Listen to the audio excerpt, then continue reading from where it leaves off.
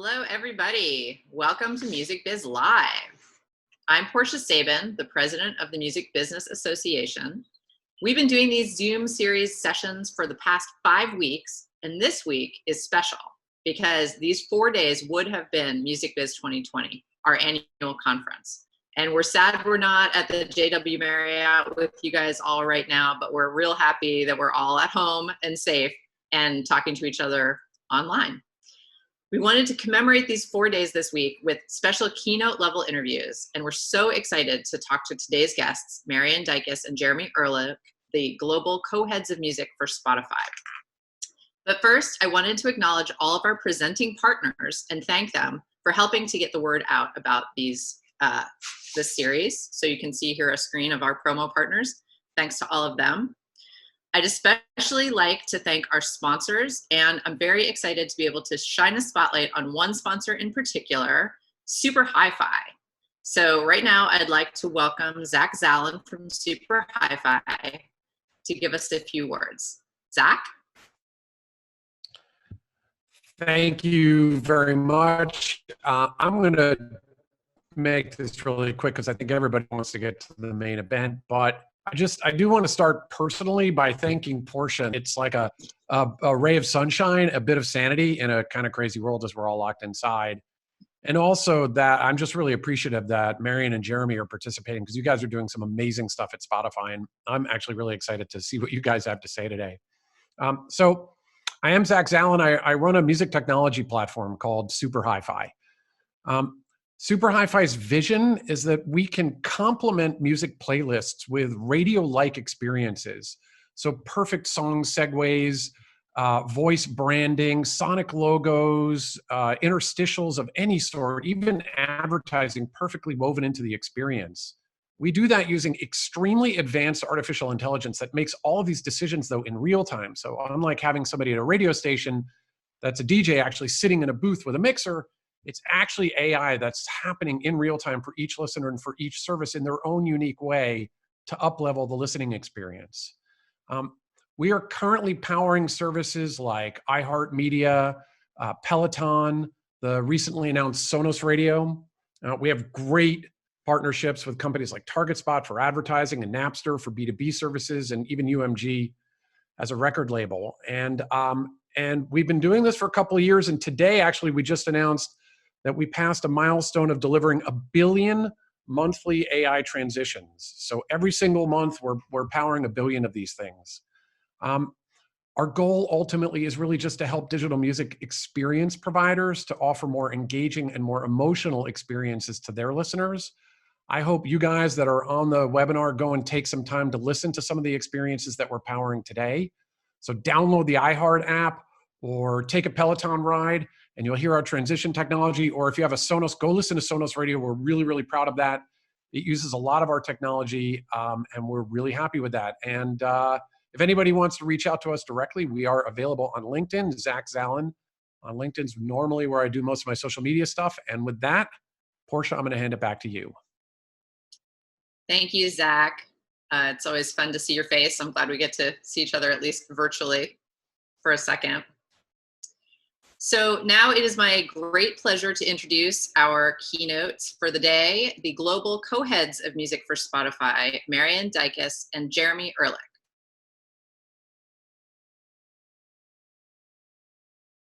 Hey, Portia. Hey, guys.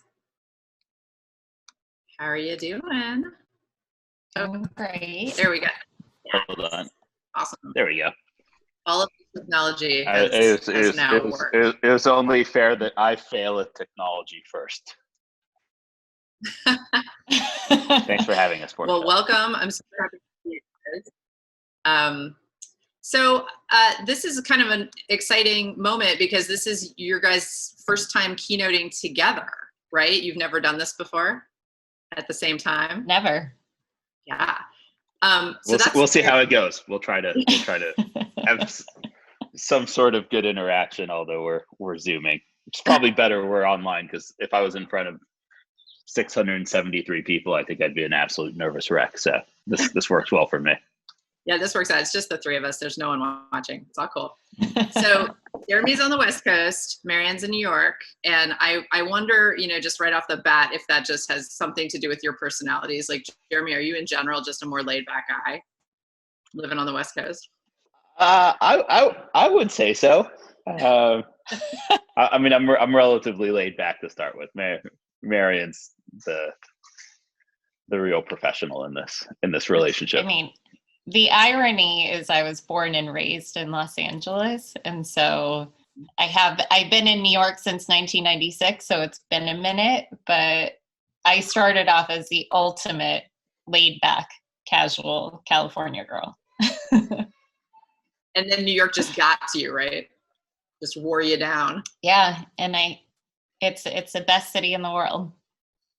I agree. I'm a native New Yorker. I grew up there and I miss it. I miss certain aspects, but I can't imagine what it's like right now. It must be quite tough to live there right now. Yeah, it's maybe not as dystopian as all of the reports have made it seem. Like every night at 7:00, there's a lot of cheering for the frontline healthcare workers, which, always brings a little bit of a tear to my eye every night. And so it's certainly an interesting place to be, given how dense we are all living.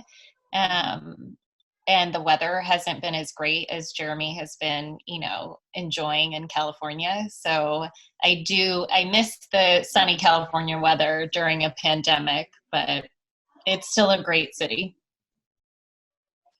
Yeah. And Jeremy, I know you have little kids, so that's like a real added thing in this time that we are all facing, at least those of us, I kind of some days I'm really jealous of people who are single, because I know that they're facing challenges too, but man, there's nothing like having children to completely change your workflow.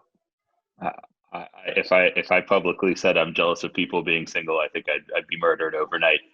But I have a 2.5-year-old daughter and a 8-week-old daughter who was born on March 8th. So we went to the hospital when coronavirus, I think, was starting to feel more real here, although the rest of the world was already impacted. And we got back home on March 10th and turned on the news, and obviously shit had royally hit the fan. I apologize in advance for my cursing, which will happen. I get told off by HR many times, but it's very hard for me not to curse. But I'll do my best. But yeah, it's with two small kids. On the one hand, it's a challenge just because they're everywhere and they obviously have no idea what's going on and what to make of it. But they're adorable kids, and it's a really nice distraction from the kind of less exciting events that happen out in the real world. And so it's as good a time as any to have kids. Yeah, anytime you have two small kids at home, it's a challenge. So at least I get to be home more, and they join our Zoom calls uninvited very often. Yeah, I had one of those the other day. That was entertaining. So let's talk about Spotify. So Spotify is really a bright light right now in this dark time. According to the news reports that I've heard, subscriptions are up 6 million, which is impressive. Not that shocking though. So tell us a little bit about, what's going on with you guys at Spotify. I can only imagine you're working your tails off. Marian, I'll let you kick it off. Yeah, I mean, we just had our earnings report. So you're right. We're 130 million paid subscribers, 286 million monthly active users as of the end of March. It's a really exciting time for us. Obviously, COVID has really impacted the music industry, and we're doing everything we can in the midst of all of this to really help creators. Despite the success that we're seeing, for Spotify, our job is really to help artists through this period.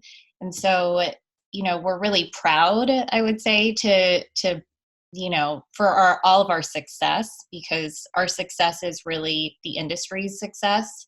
So we're proud to highlight that, but we're also just in really unprecedented times. And so anything that we're doing now, especially over the last 8-9 weeks, has really been focused on how we can help the artist community and our industry partners make it through. Yeah, I think the only thing I'd add to that is we speak to our friends and partners throughout the industry, and we don't take it lightly that everyone's really struggling in these times. And I think artists, as much as anyone else, a lot of the revenue streams have dried up. And again, I think one of the difficulties is the uncertainty of when they'll return. I don't know when. Hopefully we'll see some sort of live events sometime this summer, but at least at the scale it was prior to this hitting, it's a challenge. And obviously brand opportunities and merch opportunities, everything kind of has become more difficult. And so to be the source of stability is it's a big responsibility on us. And as Marian said, we try to help artists out as much as we can, and our partners, and help them work through this and create opportunities where we can. It's we feel privileged to be where we are, but it's we also try to help everyone else out when and if we can. Ever since we started doing this Music Biz Live series about 5 weeks ago, I've been really impressed, because almost every conversation that I have, probably every single conversation, something comes out that's like a silver lining that I wasn't expecting, to hear about. And I think, one major thing that I heard right away in our first ever session was that the internet is finally doing what it was designed to do, which is connect people, right? And it's so much more critical now than ever before. Oh, now we're gonna have a cat. This is the 3:15 cat. She comes by every 3:15 every day. It's good this is on the internet, because I'm quite allergic. So if this was in person, I'd be. It would have worked out if it was. We would have had her over at the W. You would not have liked that. But I think so I think Spotify being a source of stability is one aspect, but another aspect is that you guys are really on the front lines of this connection that's happening. These people who are able to connect with each other via their favorite artists. And I kind of wanted to talk a little bit about that, because I know you guys have a new initiative where people can play songs at the same time, or you see when people are playing songs at the same exact time. What's that? Listening together? Is that what the initiative is called? I love that. Listening together. Yes. Neat. So that initiative that we have done around the onset of the COVID pandemic. And so we have really tried to think of different ways to help connect artists to fans. But one of them was really just an idea that our team had about showcasing people around the world listening to the same music. So if you go to the site, Portia, you can see that, somebody else, like, all the way in Japan is listening to the same song as you. And so it takes all of our data to show like real time what's happening around the world, just to bring a little bit more connection between people as they're all at home. It's a really nice way to take the data and show it, in kind of a real time fashion. But that's been great and a fun thing. Yeah. What we've noticed is that despite everything that's happening on the outside, fans and users of our platform still love discovering new music, listening to their favorite music. That those kind of trends haven't changed at all. So we see it as part of our duty and our responsibility to just make sure that people connect, and they connect amongst each other, and they connect with their favorite artists. I think music is more necessary and more important than it ever has been in these times. But the website that we showcase where people are connecting is really a reflection of like what we have going on platform. And so we have an at-home hub. So if you search for it section, we have different artists who have created playlists. Dolly Parton created an at-home together playlist. We have cooking with, working out with Normani, gaming playlists. And so a lot of artists have really contributed to helping connect again with fans and people who are listening. And so it's a really great place to get all of our playlists if you're, working from home and want to listen to music. So it's been really popular with people all around the world. And so check it out if you haven't. So, one thing I always think is interesting about Spotify, every time I've talked to people from Spotify, it's always been about sort of the global nature of the music business and how we're seeing things now that we didn't really see 20 years ago. For example, the massive rise of K-pop and popularity in the US, the ability for music in one part of the world to become global is really exciting. And I know that you guys, as a global corporation, have really been sort of working hard on that. Do you want to talk a little bit about some of the folks you've been working with recently that have had successes like that? I know Tones and I is one that we were talking about, Marian. Yeah, I'll jump in, Marian. You can interrupt me when I just start talking nonsense. But no, I think one of the great assets and strength that we have with Spotify is we've got 286 million people. I think someone will correct me if that's wrong. Users around the world on a monthly basis. So I think unlike or different to some of our competitors, we really get a good sense of what's happening everywhere in the world, and our editors and our music teams around the world talk to each other all the time. And so we've set up these internal groups and processes to make sure that when we see something happening somewhere, we share it around so that if it's great music and people love it, odds are people will love it everywhere. Now again, there's always some language barriers occasionally, but I think a lot of those have really have changed a lot. I think in the past couple of years we've really seen Latin music explode like it never has in the past. And you take an artist like Rosalia, who's so, I think her music is so reflective of her culture, but it's just truly excellent, and that translates across everywhere in the world. And when our editors, obviously Rosalia doesn't need our help, but it's when we see great things like that happening anywhere, we like to share it. K-pop's another one. I'm slightly impartial to K-pop because in my old Interscope days, I helped sign Blackpink, which was amazing. And I remember the first time I listened to it, it wasn't, I understood 20% of it, which was 20% in English, but I just thought the music was great and the visuals were great, and the girls were really just superstars. So, the physical frontiers have fallen. I mean, there's still challenges to get non-English or Spanish language moving around the world at the same pace, but I think K-pop's really proven that you can sing in a foreign language as long as your artistry's great and the music's great and the visuals are great. It's there's a way to move it around, and we've really built a system that enables that as best we can, and we push it. And we talk about it all the time as a music team, that the more we can help music cross borders and the more we can help different cultures get known around the world, I think we're doing something really good. And it's a really exciting time for African music. Hopefully we'll see that exploding on the global stage like we have with Latin and with Korean music. But it's just exciting to see these pockets of culture get a global platform, and hopefully that's what we bring. You covered everything except for Tones and I, which Portia asked about.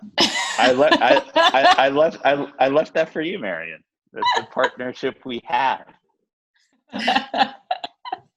I said he's going to get there, Portia. It's exciting for Tones and I in particular because she has the most streamed song by a solo female artist. And that is really an example of an artist that, our Australian editorial team discovered. It got picked up in the Nordics and then picked up in the US. And so when we really talk about the power of Spotify, that's what we're talking about, being able to move music across our 79 markets to our 286 million users all around the world. And that's really exciting to help her, hit those records and be a part of her story. And I've made this promise internally. I'll make it publicly to this 783 people here. But I'm French originally, and you don't hear it from my accent. But I promised our teams that Spotify would be part of breaking a French language artist around the world at some point. So that's my promise here, that we'll find a way to make that happen, because I love my culture and French music, and it's time. Wow, Jeremy, I'm going to do a side bet with you when this is over. I want to get in on that action. Yeah, done. So, one thing I wanted to talk about a little bit is, the music industry has shown an amazing ability to come together during this pandemic. And I think it started a few years ago. I actually think it started with the rise of streaming, sort of the shift in our industry from, a physical market through sort of the recession downturn and then coming back as a streaming economy. I feel like we as an industry somehow figured out how to work together better. I think the passage of the MMA in 2018 is the perfect, encapsulation of that. Like we all sort of came together and said, I'm not just going to hang on to my tiny piece of the pie and fight everybody else for it. We're going to grow the pie and all grow together. And, as Marian said, Spotify's success is the industry's success. When we're all in this together seems to be the rallying cry these days, which is amazing. So I wanted to talk about how you guys work together, because I feel like there is definitely also a trend of co-heads coming up in various different areas of the industry, which I love. I love the idea of two people working together, because it kind of, it sets it up already that there's going to be like a yin and a yang, and sort of like, more than one approach. It's to me, it's a more togetherness approach than the sort of old, one boss at the top, just, passing down the law. So I wanted to talk to you guys about how working together is working for you. Marian, please go first. Well, I would say that I have a little bit of background in organizational psychology from my undergraduate days. And so I don't think it's quite common to have, two people at the top. But that being said, I have to say that it's worked out really well for Jeremy and I. I think we're so different, but we have really complementary personalities. Obviously, we are on opposite coasts, so that helps with our teams and managing our teams from different locations. But we truly are in it together, and it's really helpful actually to have somebody who's going through exactly the same thing, and to have somebody bounce ideas off of. It can sometimes get a little bit lonely at the top, and so it's nice to have a partner in crime. How kind. I completely echo what Marian says. I think, we've got to give credit to Dawn, who put us in this role together, which is, I think, also something that's very rare at Spotify. But Marian and I really, first of all, I think Marian's just an outstanding executive, and I tell her this, she's the most impressive person that I've worked with. So it really makes my job a lot easier. She knows the company incredibly well. She's such a great marketer, and she's organized and smart and brings so many things to the table that I don't. So it's a good complementary skill set. We tend to approach problems from different angles. I think, Marian, forgive me if this is wrong, but Marian tends to be a little bit more black and white about things. I tend to be operate a little bit more in the gray area and in the fuzzy zone. But we tend to approach problems from different areas and different ways to think about them. We very rarely, and I'm still not sure we've ever kind of disagreed on a high level on what needs to be done. And so we have this amazing kind of partnership and chemistry where when we know what needs to be done, we also look at who's best suited to accomplish it. And there's no ego, right? We're not territorial at all about who's doing what, who's getting credit, who's leading this charge. We're really always looking at what's best for the company and how can we get to where we need to get to in the best way. It's really, I don't say this because we're in front of so many people, but I couldn't be happier with the partnership. And when we were in the interim roles and we were asked, what do we think? Both of us were very clear that we think this works incredibly well, and that together we're a stronger leadership combination than alone. So I feel really blessed about it. I think it's funny, Jeremy, because you have a label background, I have a label background, but Marian has a marketing background, and I've always viewed marketing people as like superheroes. It's like you guys have a skill set that I couldn't even dream of. You're just like out there doing incredible things, so because to me that's like a really creative position. Like marketing is a really creative position. And Jeremy, I'm not knocking you. I'm not saying being a label guy is a boring job. I had it for 13 years, and there were days that it was a boring job. It's just not as sexy to me as marketing. Is that weird? Yeah, no, listen, there's literally nothing you can say that offends me. I'm unoffendable. But yeah, no, I look at what Marian brings, and she's at least the best I've ever seen it. How do you take something and make it the best way to connect it with its audience?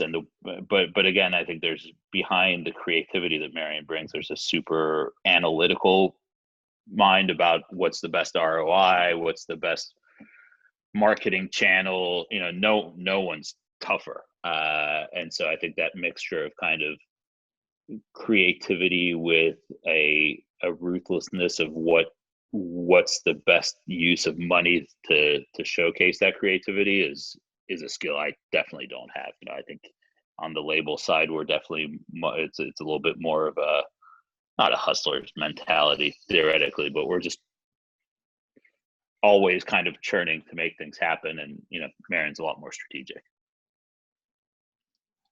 Now I've definitely talked myself out of my own job, so Marian should be doing this alone. Well, I mean, I think they're complementary skill sets, but it's interesting, to see that you both bring something kind of different to the same job. How are you guys supporting your employees right now through this difficult time? I mean, it's a difficult time, but it's also like a super busy time. I understand that. Yeah, we have such an incredible team underneath us. Located all around the world. And so it's been, on the one hand, Spotify is really uniquely positioned to work remotely. We're very used to being on maybe not Zoom, but on Google Hangout and on Slack. And we are used to remote situations. This is obviously a little more extreme. We're also used to being able to travel and see each other in person. But we have people located all around the world, and we have just been trying to foster the connection. We have, weekly meetings, weekly happy hours, really, it was Jeremy's idea, like, let's get everyone together to talk, not about any topic in particular, but just to hang out. It's totally optional. Everyone gets together Friday at noon. And Jeremy and I were thinking, like, what would be a great way for, people to be motivated? And, right in the beginning, I think there was a lot of morale boosting that was needed. And so we've had special guests every week come on, some related to the music industry, some totally unrelated. And it's really been inspirational for the team to get together and just really fun. We're really trying to just foster fun connections, and different teams have done their own things. Rosa Oshola's team has done a weekly podcast club. They've done cooking. I joined a baby picture guessing game one day. So we have a lot of social members of the team, and so there's no shortage of things that they're thinking of right now. I was not invited to the baby picture guessing game. I'm just discovering now, so maybe our communication isn't as good as I thought it was.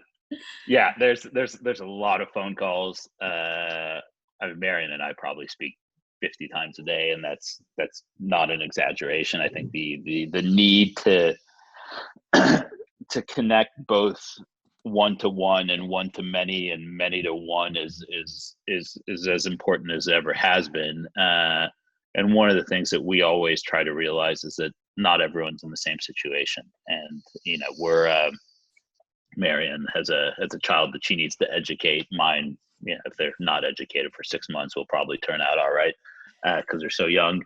But it's and some people are single, and so we've had two, probably 3 or 4 births in just the kind of immediate past. So we're also trying to be really supportive with one another and supporting everyone's needs, because I think there's on the one side, it's really important to keep the work going, and Spotify, I have to give it absolute credit to the people that came before me and built this organization, but we did not skip a beat when we moved remote. I think it was built by engineers which were all over the world, which were ready for this, and so that was fine. I think especially as you get, I don't know what day we are of quarantine, I think it's like 3,000 or something like that, but it's I think it's starting to take a mental toll on a lot of people, and an emotional toll, and as the leaders of the team, I think it's also our responsibility to just make sure that we support our staff when they need it, and we try to keep as open door policy as we can with a place where we're all at home, and give people space. And if they need to take care of their kids, they take care of their kids. If they need to take a day off, they take a day off. And it's not easy, but I feel like as a company, Spotify has been so supportive of its employees, and we just try to reflect that. So we did a roundtable last week on mental health, because May is Mental Health Awareness Month, and one of the things, it was an analysis of global consumption of music, and it was really interesting because what it showed was catalog listening is way up. And my theory about that is that people are listening to their favorite songs more because people need some comfort and support in their lives right now, and listening to familiar music often sort of is soothing. I mean, I always say Duran Duran is my go-to. Like if I'm having a bad day, I'm definitely putting on Rio. And you can hear me, all 783 of you, or whatever, feel free. I don't care. I'm old enough to not care. But I'm just interested, have you guys seen any trends, anything similar to that? Are you guys paying attention to the user data and sort of seeing what people are up to? Yeah, we look at it every day. It's, there's been shifts in consumption. I think overall we see that users are listening.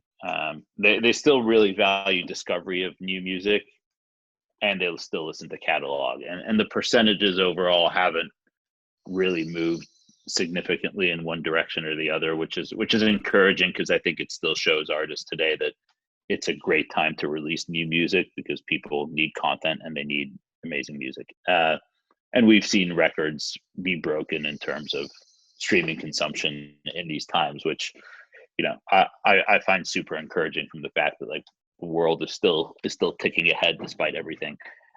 We have noticed a significant uptick in more kind of meditation music and calm music and classical music, because I think people are just trying to preserve some sense of harmony inside this mayhem.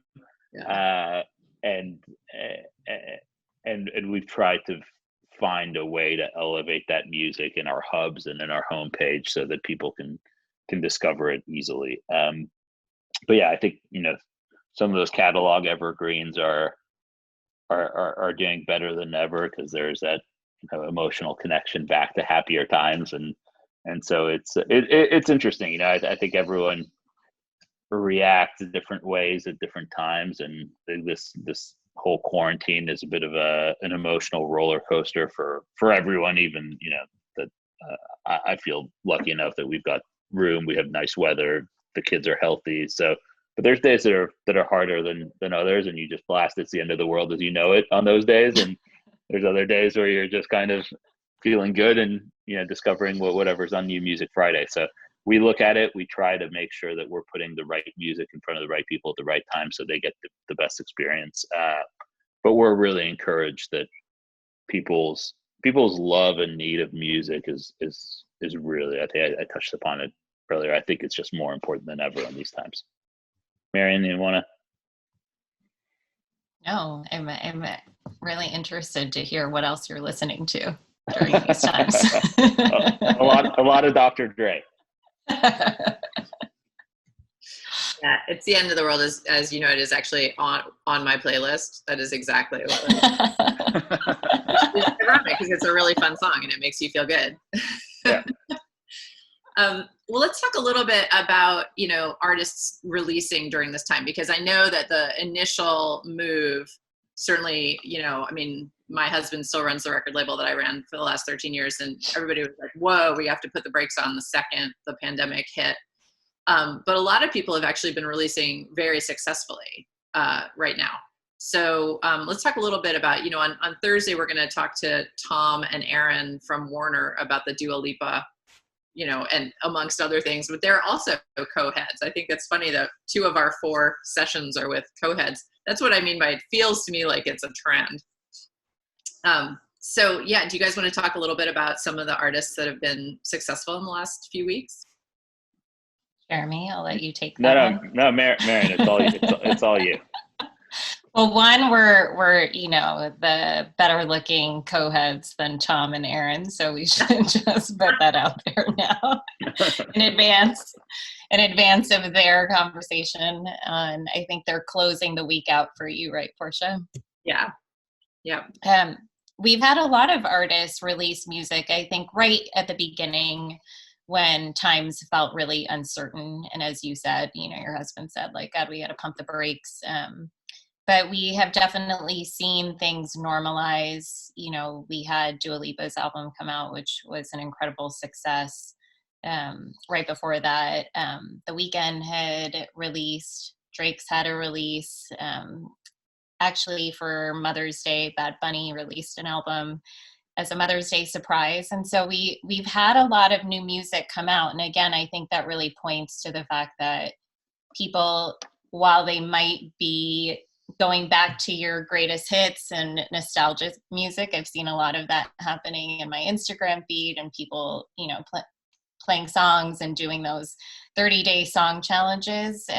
People are still really interested in discovering new music. And so we're encouraging artists to keep releasing. A lot of people, putting out singles, EPs, but now is a great of time as any to release music. Everyone's home, everyone's listening, and they need new music to discover. Yeah, and I think that's probably one of the very best things about Spotify has always been that you guys have, the playlisting and the Discover Weekly and the New Music Friday, like all of these different playlists that I think are really helpful tools for people to find new music in a sort of ever growing sea of music. And I think that's one of our weird double-edged swords in 2020 is that we have great tools to help us find music, but the amount of music that's out there is just overwhelming. I mean, I know people always talk about the statistic, what was it, 30 or 40,000 songs are uploaded to Spotify a day, something like that. It's an overwhelming number of songs. Yeah, Yeah, we lose track. Yeah. Yeah, I think it's on the one sense, it's never been easier to have your music out and be heard, and on the other side, it's never been harder because there's such a tidal wave of content, and the traditional physical barriers to releasing and distribution and marketing aren't there anymore. You've seen artists kind of go on Instagram, do everything organically, independent artists. If you take Bad Bunny, for example, they've kind of built that without any, obviously Remus is doing great work behind it, but without the traditional weight of a major. And there's more and more of those examples. And on the flip side, when there's tens of thousands of songs getting uploaded a week, to be heard is difficult enough. To become part of mainstream culture is even harder. But it's been really fun seeing artists be creative, and from our perspective, we try to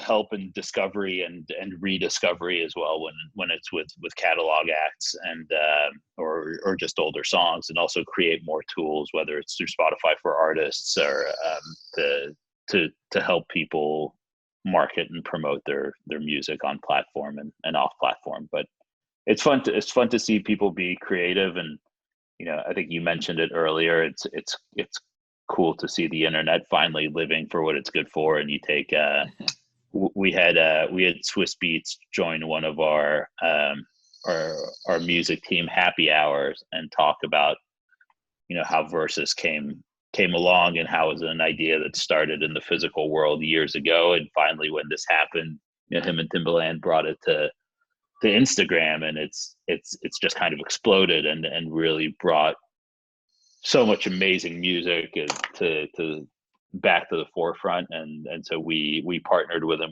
for bringing some of those playlists on platform on demand, and what that's doing to the catalogs of those artists, whether it's the Teddy Rileys or Erykah Badu's, is just incredible. So it's great to see people being creative, and that's probably what's been the most exciting through this period. So you guys have come on pretty strong in the charitable arena. So can you guys talk a little bit about what Spotify is doing? Because, obviously this time is hard for everyone, but especially the independent artists, the artists who can't tour. I mean, artists can't tour at all, but the independent artists, the smaller artists, they're very hard hit at this point. So can you guys tell us a little bit more about what Spotify has done? Yeah, early on, we just recognized that even though, Spotify streaming was not going to be as impacted, we know for our creator community that most of their other sources of revenue had been interrupted. And so, immediately the company made contributions to Music Cares. Also, in addition, contributions to the CDC and the World Health Organization.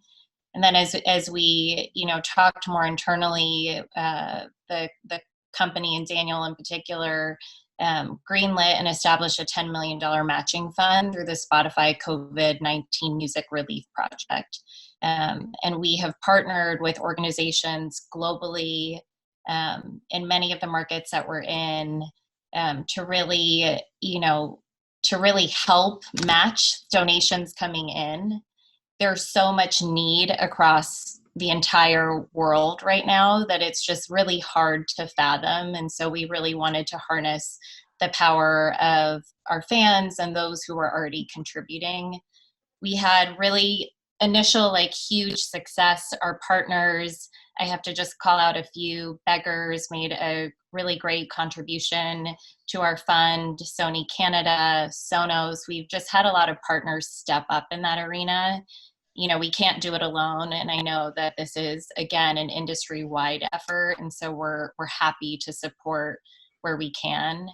The other thing that our team, our marketplace team, creator marketplace team, spent a lot of time thinking about how we could harness the global reach of Spotify for artists who were already fundraising themselves. We saw them fundraising and posting GoFundMe links. And so we launched the artist fundraising pick, so artists can pin either a charitable organization like Music Cares or any of the charities that we work with in our Music Relief Project, or simply a link to their own GoFundMe or PayPal or Cash App account, so fans could directly connect with those artists.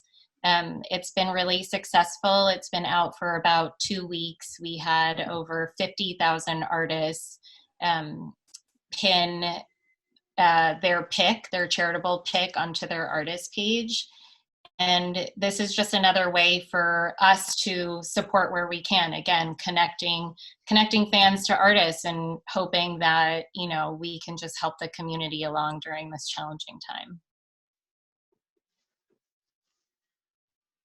I have nothing to add to that. That was perfect. Well, I think I think sort of the final thing I want to talk to you guys about is a little bit more theoretical and maybe some practical hands-on stuff. But you know, this time is really the biggest problem with this time right now for me is that we don't know when it's going to be over. There's sort of this open-ended nature to it. We don't know, you know, when people will be able to go back to venues, for example. So what do you guys see for the future of the industry, you know, over the next couple of years? Do you see any specific changes? Like, you know, you were talking about how you guys were really organized to work remotely, no problem, because of the way the company's set up. Is that something you think will continue into the future? You know, do you think there'll be like fewer offices? You know, that sort of thing. I mean, I wonder if people are really thinking about how this might change workflow for people. I think people really miss the office. I personally do. I've never, you know, this is I'm gonna live to regret this, but I kind of miss my Los Angeles traffic jam. It's these parts of life which you kind of take for granted about being around other people. That when you're not, you're kind of like, shit, that was actually kind of good to be able to walk to the water cooler and gossip about whoever and whatever. I do think that I do think this will change. You know, in terms of us to answer the office things, I think we're a global company and we're going to look at the situation differently in different places. Our company in Sweden's been really ahead of the curve, testing every single employee for antibodies. So, you know, I think in some countries that are probably more ahead in testing and herd immunity and whatever, that will probably make calls to return to the office. My take is it won't be all or nothing. We'll probably be in some sort of either half-time or optional thing in the intervening period, but a real return to normal, I think will take a little bit of time and probably not happen until there's vaccines that are out. That said, in terms of the industry, I think on the one sense things will profoundly change. I think artists and managers and agents have probably realized there's risks in some of the revenue streams, and we'll start thinking about how you can build more sustainable businesses around artists for the long term that can weather such shocks like the ones that we're in. Hopefully we'll never see another shock like this in our lifetime, but I think people will start thinking of how much they're making from from different places, how much they're spending, how much of it flows to them, and that's going to be obviously a long process of evaluation and self-evaluation. I do think as soon as the live industry can return and is safe to return to, that fans will flock to it. I've talked about this with a couple friends and a couple people in the industry, which is, you don't necessarily miss the material things in these times. You miss the communal experiences, and especially in a world that's becoming more and more digital, and we consume a lot of things more digitally, like experience. People miss that, and so I think I believe that everyone will kind of return to some sort of normal as soon as it's safe to do so, and then we can get back to venues and enjoy music all together. And hopefully that's really soon.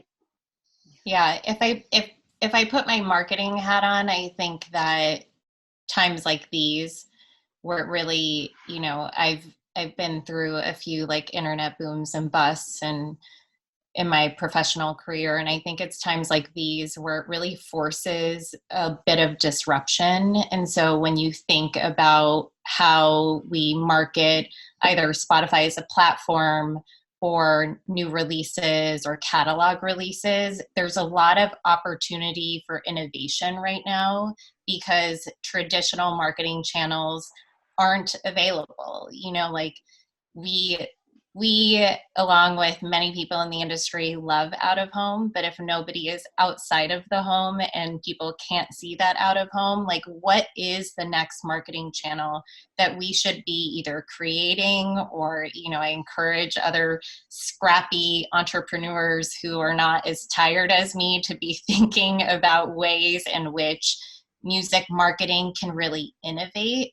I think those are sort of the bright spots in an otherwise, time where you could really get down on what's happening. But this is where innovation happens. This is where we should roll up our sleeves and get scrappy. And I've seen a lot of things happen, worldwide, where I'm like, wow, that's so cool. And I don't think it would have ever happened if we hadn't all been at home and people, wouldn't have had their eyeballs glued to whatever channel. So I think there's still a lot, we might as well take advantage of this period for however long we're in.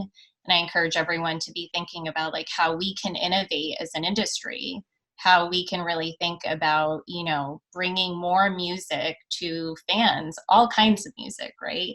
So for me as a marketer, it's a really exciting time, and my team knows that I'm like, what could we be doing differently right now? And so that I'm really focused there. And I'm hoping that's like something good that comes out of this time period for us, for all of us, not just Spotify, but really an entire industry that is, building on the backs of, getting new music out there to fans. Fantastic. Well, with that, I think we're pretty much at the end of our time. So Marian and Jeremy, thank you so much for being with us today on Music Biz Live. I appreciate you guys, and I appreciate everything you do. So thank you. I also want to thank our presenting partners and Super Hi-Fi and all of our other sponsors. Everybody come back tomorrow when I conduct the first ever interview with Chris Arend, who is the new CEO of the Mechanical Licensing Collective, the MLC. So join us tomorrow, same bat time, same bat channel. And everybody have a great day. Thank you. Thank you so much. Portia. Thank you. Bye, everyone. Stay safe. Bye.